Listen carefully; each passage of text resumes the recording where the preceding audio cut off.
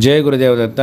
గ్రహణ సమయంలో ఆధ్యాత్మిక మంత్ర జప అనుష్ఠానపరులు, సాధకులు, అలాగే సామాన్యులు, గృహస్థులు పాటించవలసిన నియమాలు తెలుసుకోండి. సూర్యగ్రహణమైన చంద్రగ్రహణమైన అది ఎంతో విశేషమైన సమయం కాబట్టి ఈ సమయంలో చేసే మంత్రజప అనుష్ఠానాలు శీఘ్రంగా సిద్ధిని కలిగిస్తాయి. కాబట్టి మంత్రజప సాధకులు ఈరోజు సాధ్యమైతే ఉపవాసం ఉండాలి.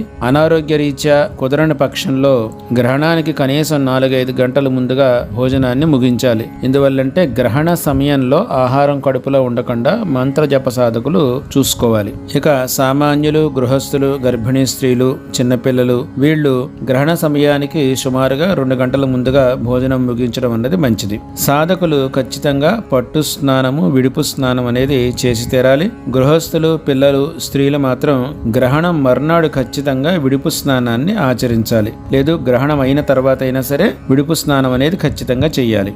ఇక గృహస్థులు, పిల్లలు, స్త్రీలు, అనారోగ్యంగా ఉన్నవాళ్ళు మాత్రము గ్రహణ అనంతరం ఖచ్చితంగా విడుపు స్నానం చేయాలి. ఒకవేళ అది తెల్లవారుజామున విడుపు అవుతున్నట్లయితే కనుక సూర్యోదయం తర్వాత విడుపు స్నానం ఖచ్చితంగా చేసి తీరాలి. సాధకులు గ్రహణ మధ్య సమయం అంతా కూడా ప్రారంభం నుంచి గ్రహణం ముగింపు వరకు కూడా ఈ సమయం అంతా కూడా మంత్రజప అనుష్ఠానాలతో గడపాలి. అలాగే గ్రహణ సమయంలో తినే పదార్థాల మీద, వండిన పదార్థాల మీద, నిలవ ఉండే పచ్చళ్ళ మీద దర్భలు వేసి ఉంచాలి. అలాగే మీ దేవతా మందిరాల్లో కూడా దర్భలు వేసి ఉంచాలి. ఈ దర్భలు అనేవి సూర్య చంద్ర గ్రహణాల వల్ల ఏర్పడే నెగటివ్ రేడియేషన్ని అరికడతాయి, అంటే నెగటివ్ ఎనర్జీని ఆపుతాయి. ఇక గ్రహణ సమయంలో గర్భిణీ స్త్రీలు విశ్రాంతిగా ఉండాలి. పడుకుని ఉంటే శ్రేయస్కరం. వీలైతే ఏదైనా భగవన్నామ స్మరణ చేసుకోవచ్చు.